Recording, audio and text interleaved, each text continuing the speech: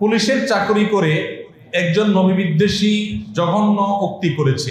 তিনি আমাদের প্রিয় নবী সাল্লাল্লাহু আলাইহি সাল্লাম সম্পর্কে, আম্মা জান আয়েশা রাদিয়াল্লাহু আনহা সম্পর্কে এমন জঘন্য মন্তব্য করেছেন যে এই দেশের কোন পুলিশ অফিসার, এই দেশের ধর্মপ্রাণ জনগণের ট্যাক্সের টাকায় যার চাকরি বাকরির সকল সুযোগ সুবিধা সে পায়, যার পোশাক আশাক বেতন ভাতা সবকিছু ধর্মপ্রাণ মানুষের ট্যাক্সের টাকায় হয়, সেই লোক জনগণের অনুভূতিতে, ধর্মানুভূতিতে আঘাত করা, এটা কোনোদিনই কোনোভাবেই মুসলমান মেনে নিতে পারে না।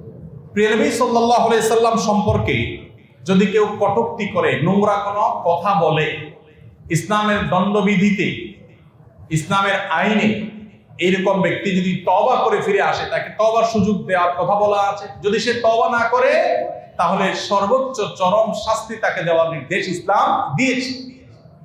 মৃত্যুদণ্ডের কথা ইসলাম দিয়ে বলেছে, এবং এরপরে পৃথিবীর কোনো আলেমের কোনো ভিন্ন মত নেই। ইসলামিক বিচার ব্যবস্থা থাকলে ইসলাম বিচারিকভাবে তার এই মৃত্যুদণ্ড কার্যকর করবার নির্দেশ দান করে। এদেশের বেশিরভাগ মানুষই ধার্মিক, ধর্মপ্রাণ। এদেশে মানুষের অনেক, আমরা মানুষের আমাদের ভুল ভ্রান্তি আছে, কিন্তু ধর্মপ্রাণ, ধর্মের বিষয়ে এদেশের মানুষের আন্তরিকতা, আবেগের ঘাটতি নাই। জ্ঞানের ঘাটতি থাকতে পারে, আমরা অনেক ক্ষেত্রে ধার্মিকতা হয়তো আমাদের আছে, কিন্তু অনেক ক্ষেত্রে ত্রুটিও আছে। আমরা দুইটাকে একসাথে চলতে চাই, না বুঝে না জেনে, সেরকম অনেক ঝামেলা বা ত্রুটির জায়গা আমাদের থাকতে পারে, কিন্তু এদেশের মানুষের মধ্যে ধার্মিকতা আছে বা ধর্মপ্রাণ দেশের মানুষ।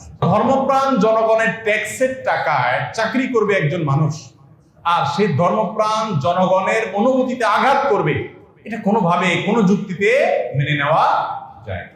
যে পুলিশ অফিসারের ব্যাপারে কথা উঠেছে, আমি দেখেছি তার অনেকগুলো মন্তব্য, যদি অনেক আগে করেছেন তিনি এই মন্তব্যগুলো, কিন্তু তিনি এখনো সোশ্যাল মিডিয়াতে অ্যাক্টিভ আছেন। তিনি তার এই মন্তব্যগুলো প্রত্যাহার করেছেন, এরকম কোনো বক্তব্য, এরকম কোনো লেখনী নাই যে তিনি ভুল স্বীকার করেছেন, তার অবস্থান থেকে ফিরে এসেছেন, তিনি স্পষ্ট ঘোষণা দিয়েছেন, এরকম কোনো কথা নেই। তিনি আমাদের প্রিয় নবী সাল্লাল্লাহু আলাইহি সাল্লাম সম্পর্কে, আম্মা জান আয়েশা রাদিয়াল্লাহু আনহা সম্পর্কে এমন জঘন্য মন্তব্য করেছেন যে এই দেশের কোন পুলিশ অফিসার, এই দেশের ধর্মপ্রাণ জনগণের ট্যাক্সের টাকায় যার চাকরি বাকরির সকল সুযোগ সুবিধা সে পায়, যার পোশাক আশাক বেতন ভাতা সবকিছু ধর্মপ্রাণ মানুষের ট্যাক্সের টাকায় হয়, সেই লোক জনগণের অনুভূতিতে, ধর্মানুভূতিতে আঘাত করা, এটা কোনোদিনই কোনোভাবেই মুসলমান মেনে নিতে পারে না। আমরা জোরালো ভাবে দাবি রাখতে চাই ঊর্ধ্বতন কর্তৃপক্ষের কাছে যে গোটা বাহিনীকে কলঙ্কিত করার মতো এরকম যে মানুষ আছে, তাদেরকে বরখাস্ত করে তাদের বিচারের মুখোমুখি করা হোক, বিভাগীয় তদন্ত করে তাদেরকে তাদের এই অপকর্মের প্রায়শ্চিত্ত তাদেরকে করতে বাধ্য করা হোক। কারণ আমরা জানি আমাদের অনেক পুলিশ ভাইরা আছে, মানুষ হিসেবে তাদের যত ভুল ত্রুটি থাকুক, অনেক পুলিশ ভাইরা আছেন ধার্মিক, নামাজ কালাম পড়েন, যত সমস্যাই থাকুক, অনেক পুলিশ ভাইরা আছেন যারা চেষ্টা করেন আল্লাহকে স্মরণ করতে। কিন্তু এরকম দু একজন কুলাঙ্গার, তাকে অবশ্যই বিচারের আওতায় আনতে হবে। এটা এদেশের মানুষের প্রাণের দাবি। কি বলে? এদেশের মানুষ সবকিছু মেনে নিলেও, সবকিছু সহ্য করলেও প্রিয় নবী সাল্লাল্লাহু আলাইহি সাল্লাম অপমান কোনোদিন সহ্য করেনি।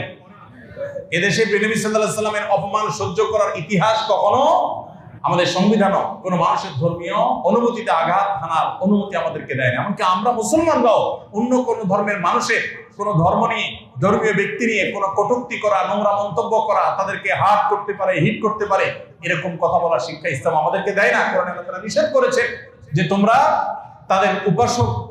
তাদের উপাস্যদেরকে গালমন্দ করো না, বা যারা উপাসনা করে আল্লাহ ছাড়া অন্য কাউকে, তাদের গালমন্দ করো না, আল্লাহ নিষেধ করেছে। আমরা আশা করব যে এই পুলিশ অফিসারের দৃষ্টান্তমূলক শাস্তি দেওয়া হবে। আমরা দোয়া করি আল্লাহ রাব্বুল আলামিন এই লোকটাকে হেদায়েত দান করুন, তিনি তার ভুল বুঝতে পেরে প্রকাশ্যে তওবা করে তার অবস্থান থেকে ফিরে আসুন। আমরা সেই আহ্বান তার প্রতিও রাখছি। আল্লাহ তাআলা আমাদের সবাইকে তওবা করার তৌফিক